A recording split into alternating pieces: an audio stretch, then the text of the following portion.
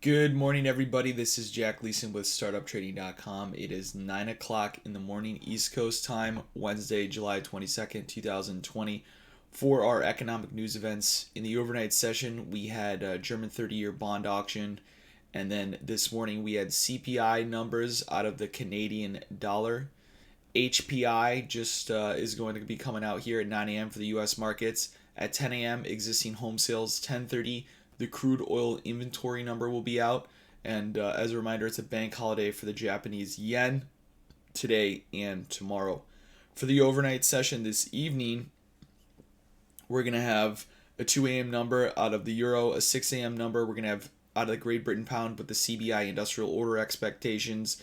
MPC member Haskell will be speaking tomorrow morning at 7:30, and at 8:30 tomorrow morning, we're going to have the unemployment claims for the U.S. market.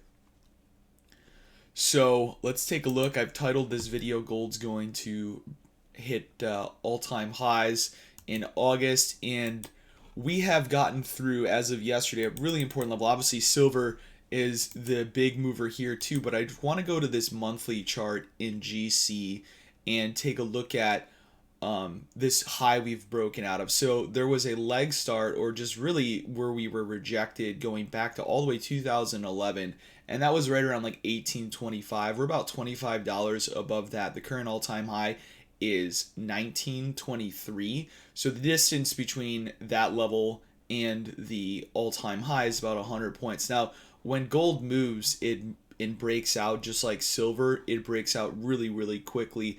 And I don't think there's a doubt in anybody's mind that gold will eventually hit an all-time high. It's just a matter of when. We've been in this incredibly bullish uptrend since the breakout going back to 2019 with a gift of a pullback during the March collapse of the market. Now, we have completed a 50% traditional measured move. So we had the lows of June 15th to the high of the 24th pulled back, and it was front run at a previous high, but that completed profit targets.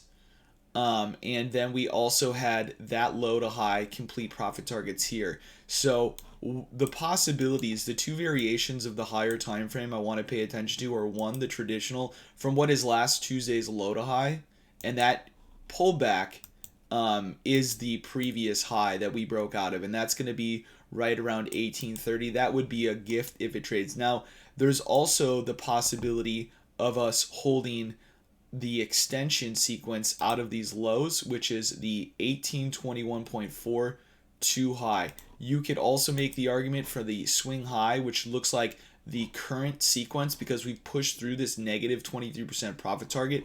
If we stay above, and this is the most aggressive sequence, if we stay above 1843.9, our continuation upside target will begin extensions from the July 8th high. And this level has already traded in the overnight session. We've broke out of the 50% retracement short, so a retest here would just be the beginning of this move last night. Gold exploded out of the Asian Open, so a retest, because we've broken out of support, or I should say resistance, the retest is a valid support level. Anything below, we would look for the 1829s, but on this daily chart now in gold, we are bullish above 1820. And as a reminder, I'm going to go all the way out even further. There is a massive 50% retracement long that traded in 2015, and that upside target is 2318. So just so you guys are aware of those higher time frame targets, that's plenty of room to run. 2318 once we get through that all-time high. Moving on to silver, which has had an incredible volatility expansion here. Silver, the SI contract, when we start, we've had up and down 4%. This becomes a really, really big contract to trade, and the stop sizes you need also become really, really big. I recommend that you guys trade the half size contract, which I believe is QM. I just want to double check that. No, that's crude oil. I think it's, what is it, YN? I forgot what, there is a half size, I believe there's a half size silver contract. I'll have to go and look at it, but the full size contract, when we're having ranges from the overnight lows 2175 to the overnight high 2335, that's an incredibly aggressive range. Now, silver has blown through, and we've been all on top of this. Silver has made an incredibly aggressive move over the last 3 weeks, especially this week. We're Wednesday into the week, and the range on silver is $3.69. That's the biggest move in silver in a very long time. Now, if you guys are looking for a deeper pullback to get long, so a longer term position, if we can come back into the swing high from what is June 1st to high, that 38% retracement is going to line up with basically yesterday's close, today's lows. This is going to be a 21.69. That's about the only level I would recommend participating in a full size contract, just because the upside is so huge and the momentum is most definitely there. But this is a violent moving contract when we get into these ranges that are, I think we were up like 8% at one time. And this thing just skips. It's $25 a tick. And every penny move is 2 ticks. So it's $50 a penny. Pretty big. So as long as we stay above the current hourly sequence that is held is the high of Monday to high, and it's traded to the tick. The 38% retracement is 22.09, and our upside targets are 23.86 with the daily support. The 50% is 21.15, and the 38.2 is 21.67s. Huge moves here. Probably easier to play with Nadex than futures for anybody who is risking smaller amounts on their trade setups. The VIX futures roll over today, and when the VIX rolls over, we have a gap up because the front month contract trades at a premium, and that's why you have when the VIX expires, you have this people are typically long the VIX as a hedge on their index position. So as the contract goes in expiration, you get this sell-off. And that's what we had Friday, Monday, Tuesday. We had a little bit of a reversal. But now what that does is it breaks the short trend, which is always an interesting occurrence. So we have a valid 50% retracement long in the VIX now for the August contract, and it's at 26.28. It'll be something to watch when we come into it, and depending on where the end indexes are coming out of that rollover. So definitely something to pay attention to there for the VIX. Moving on to the S&P 500. Yesterday at our highs, we had completed this extension target. Now this extension was from 30.40. It began in June. The upside target was 32.70. Once we complete that target, it would be totally normal for us to at least take half back that move from that extension, or even the possibility of coming all the way down into a same anchor new high. And out of that high yesterday, we spent the majority of the day in the early morning consolidating, and then there was like a puke into the close. This was a very sloppy halfway back short because, once again, counter trends, halfway back shorts are counter trends. We were breaking the 61, dipped into the 61, and then we sold off all the way to the negative 61 in the close. Got a violent short covering reaction right back to the original resistance level, and then right back to lows. Now, the low of the overnight session is the 50% retracement long for the week, but it hasn't been validated. We would need to break above the 61.8. So I do think there's really not going to be much of a trend to the up or downside here for the ES. There's going to be, moves into lows, and then we're going to go back to highs, and there are going to be moves off highs and back to lows. So what I'm looking for is I have these shorts drawn, but I want to just be aware of the top side and the bottom side of the ranges. Overnight highs where we broke down from. Definitely, I do have this 50% retracement short. There's a possibility there could get participation because, we broke down from that level here in the overnight. This is where the consolidation was going into the end of the day. So this 50 quarter could potentially be a level right off the open. But the bottom side of the range right now is that 50% retracement long from the lows of the week, which lines up with the highs we broke out of, and that's near a 32.31. So once again, just focusing on the outer edges of the ranges not really in between. I'm not looking for a continuation right off the open. I want to see that the market can prove that we can get some buyers to come in and really push us through, because this is definitely a breakdown pattern. And we can even draw a trend line here just to make sure that we're still below it. Draw these trend lines. We'll probably stay within this range. The gift I would look for, if we could get it, would be down to 31.96 here today. And I know Perry said there's a very small chance that we get below. I think he said like 77 or 76. So kind of lines up with what I'm looking at. Moving on to the Dow, which yesterday got rejected at the top side of its range. And we just want to continue to pay attention. The bottom side of the Dow's range is the 50% retracement from last Tuesday's low to high, and that's a 26,469. That's where I'm looking here in the Dow. And in the overnight session, let's see where the halfway back short, the halfway back short target would line up around that area.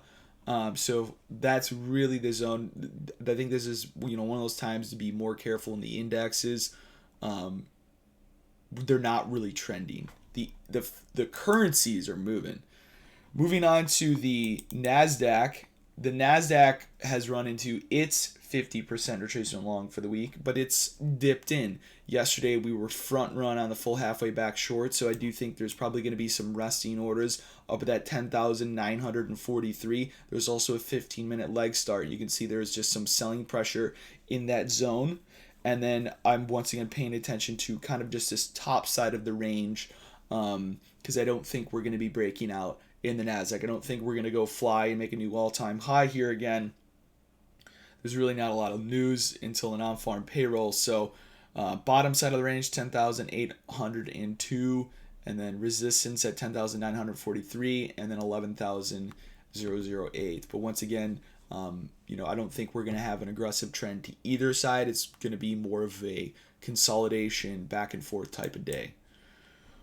Oil, little interesting. Now, oil broke out yesterday, and I'm just going to go back to this monthly chart. We're right at this 50% retracement short from the 2018 high to low. We broke out above those levels and then closed back below them. So oil had a little bit of a reversal here, and we were actually sold into a 50% retracement short in the overnight session that completed its profit target, and we had a next measured move. So there are shorts getting participation here, and I'm going to say that oil is bearish below the 61.8 of the full move. The 61.8 of the full move. So Tuesday's high, too low, bearish below a 42 even, because that was a failure to break out. And there's the possibility that, we come halfway back long from the lows of June 25th to high. That would take us back to the bottom of the range and this trend line, 39.80, because that's a failed breakout there. Failed breakout. If we can't get back above that full 50% retracement short and hold above it, we could be testing lower. The USD JPY sold off yesterday, and we had extensions into the close. Those extensions broke, and there has been a bid on the full 50% retracement long here. There's been a bid on the full 50% retracement long, the 106.87.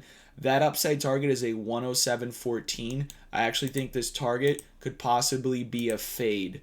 That target is going to line up with the resistance from the overnight session on Tuesday, as well as Monday's consolidation period. And then you have a 50% retracement short for the week at the 107.10. So the 107.14, I always like to see, if we have a target that's above where the short would come in, I like to see that target complete first. So 107.14 very well could be a fade here in the USD JPY, and that's about the only thing I'm looking at for that market right now, unless we somehow ran all the way back up to 107.40. It is a Japanese bank holiday, so there's probably not going to be that much volatility in the overnight session, but that 107.39 would just be a retest of the higher time frame short. Moving on to the Aussie dollar, important note here, we have completed a daily extension to the tick. We have completed a daily extension to the tick. 71.79 is the completion of that daily extension, and we could fall all the way back down. Now the continuation series of that, so this was the levels I had shared in the trade room last night, and there was a setup from the 71.16 that took us up into 71.60 targets. With the completion of that, this same anchor new high, if this does not hold, if we do not stay above 71.23, we will come back into a retest of the highs we broke out of, which is all the way down at 70.63. But you can see we have a completion. Sellers have completely reversed this Aussie dollar, and we could fall all the way back down. This is not an extension I would take because we just completed a daily target, so I'm not looking to take that next hourly long. The euro, also extension, completion, the negative 61. The dollar is also running into a profit target, which I'll go over in the trade room. But the 115.95 negative 61 is just completed. There's no support until the same anchor new high here for the euro, and that's all the way down at 115.33. All the way down at 115.33. The pound has run into... Now, the pound actually broke a series yesterday. The pound has run into, and I just have this daily resistance level. We very well could pull back even deeper. Now, we came into the halfway back for the week here, but it would be totally normal considering our highs are an extension target completion. We completed an extension yesterday in the pound, failed to hold the extension to extension, so we could fall all the way back here in the pound to the high 123.26 too high, and that 38% retracement would be totally normal for us to fall back down into, and that's going to be at a 125.98. So a potential reversal here in the GBP USD, but the overnight lows to the tick are the halfway back long for the week. And then the USD CAD, what I'd like to see is a retest of the lows we broke down from, this 134.90 area.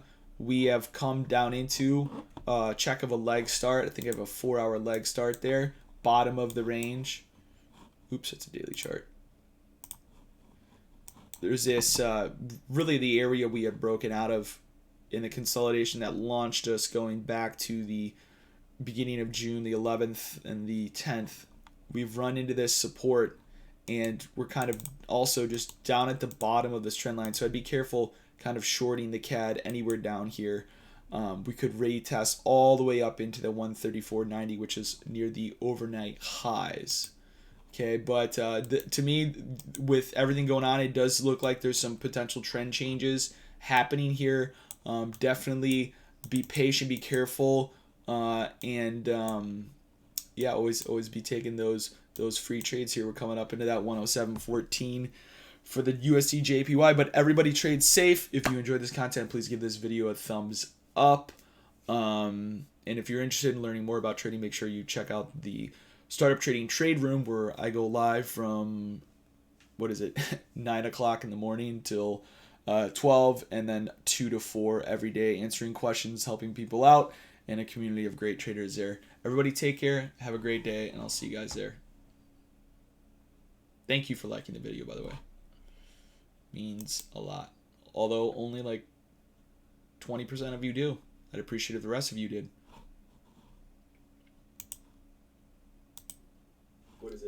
9 o'clock in the morning till 12, and then 2 to 4 every day, answering questions, helping people out, and a community of great traders there. Everybody take care, have a great day, and I'll see you guys there.